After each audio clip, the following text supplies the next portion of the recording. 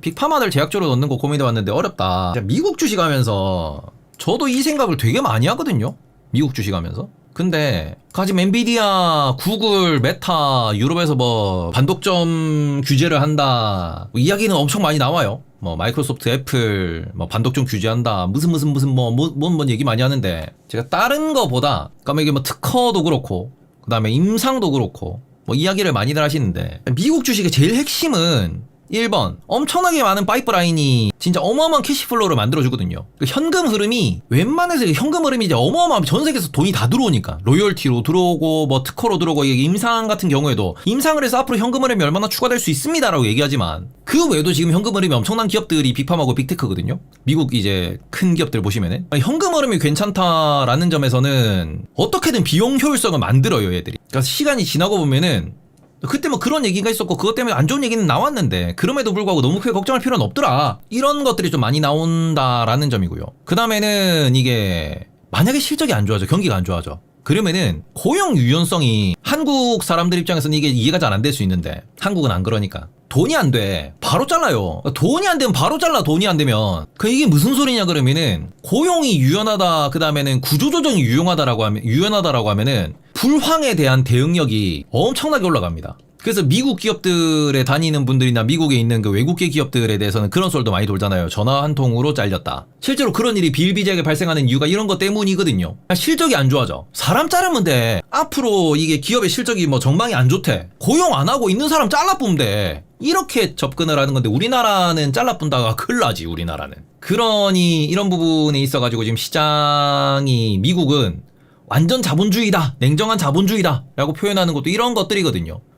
는 주가가 많이 떨어져. 한국 시장에 또 이게 좀 대응하기가 어려운 부분이 있는데 한국 시장과 다른 점 무엇? 월터 블룸버그 애플 트럼프 관세 세관 발표 앞두고 인도에서 미국으로 20억 달러 상당의 아이폰 수입. 폭스콘 트럼프 관세 세관 발표 앞두고 인도에서 미국으로 13억 달러 상당의 역대 최대 아이폰 한 달간 수출. 방금 또 무슨 일이야? 이거는 애플 얘기는 없고요. 방금 또 무슨 일이야? 트럼프가 트윗만 쓰면 떨어지네요. 버텨라. 중국과의 무역협정이 체결이 됐는데 하지만 중국은 협정을 대부분 파기하고 합의한 것의 일부만 구매를 했다. 이거 중국이랑 지금 미국이랑 이것 때문에 지금 싸우고 있는 부분이거든요. 트럼프가 1기 때 중국이랑 협상을 하면서 중국에서 미국산 그 농산물을 얼마나 사주겠다라고 계약한 게 있는데 실제로 코로나 사태가 터지고 난 뒤에 중국이 이걸 이행하지 못했어요. 근데 그런 부분을 코로나 사태 때문이냐 아니면은 중국이 이제 소위 말하는 발빼기를 밑장빼기를 한 거냐 바이든 대통령으로 임기가 넘어가면서 그런 얘기에 대해서 다시 한번 이게 협상 카드로 쓰기 위해서 요런 얘기를 했는데 여기서 또 보잉과의 대규모 협정을 파기하면서 항공기를 인수하지 않겠다라는 이런 이야기가 나왔다라고 하는데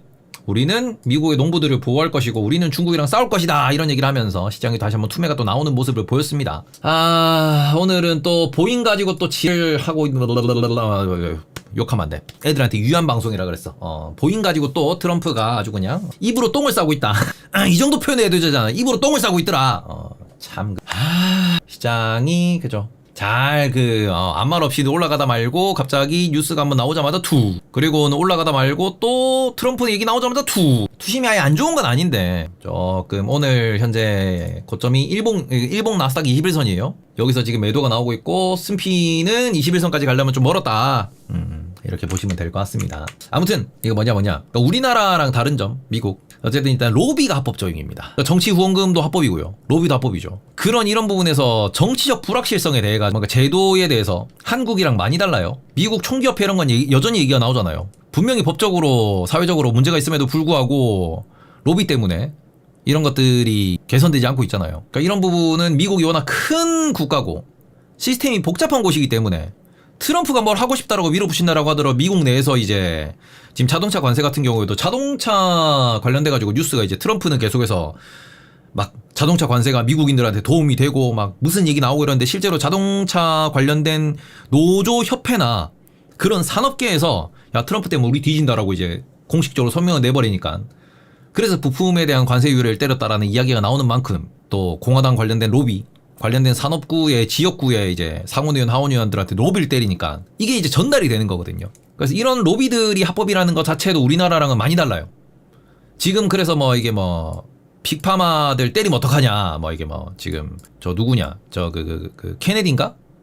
케네디 주니어? 그분이 좀 정상이 아닌 것 같더라 라고들 하시는 분들도 계시는데 그럼에도 불구하고 결과적으로는 돈싸움이에요. 산업, 제도, 규제 이런 데는 돈싸움이에요. 돈싸움. 로비가 합법적입니다. 그리고 또 한 가지, 경영이라고 하는 부분이 경영평가를 뭘로 합니까? 주가로 하거든요. 그러니까 이 부분에서 주주환원도 빡세게 하거든요. 저는 미국 기업에 있어가지고 그냥 정말 쉽게 하는 투자하는 지수 투자도 맞는 거고, 그 다음에는 그냥 유명한 애들 그냥 사서 모으면 언젠간 올라간다 라는 거를 말씀을 드리는 것도, 저는 이제 그냥 방송에서는 주주환원에 대해서 많이 말씀드리죠. 돈 잘 버는 애는, 그쵸, 현금 흐름 좋은 애는 그냥 주주환원 잘해주니까 이 두 가지만 놓고 보더라도 유명한 애 사가지고 모으시면은 그냥 돈 된다. 계속 분할 매수하시면 돈 된다. 신고가 쓰던 애가 신고가에서 5% 10% 빠져, 마이너스 5% 가고 마이너스 10% 가. 그럼 언제까지?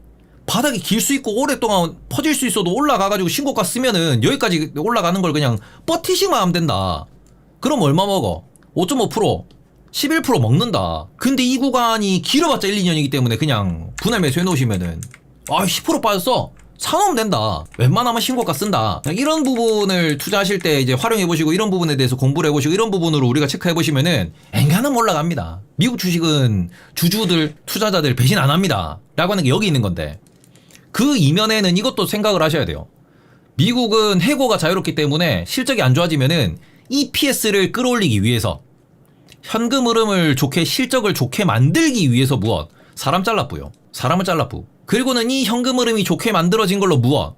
주주환원 때리뿌. 그러니까 주가가 끌려 올라가. 그 다음에 제도 개선이라고 하는 이런 부분을 로비로 때려버리기 때문에, 이 로비가 통하는 곳이나 로비할 만큼 돈이 많은 곳들 같은 경우에는 걱정할 필요가 없어. 그러니까 정말 법적인 문제가 생긴 게 아니라고 하면은 그냥 우리가 그냥 저런 정치적인, 지역적인 저런 것들로 인해서 문제가 생기면 어떡하지?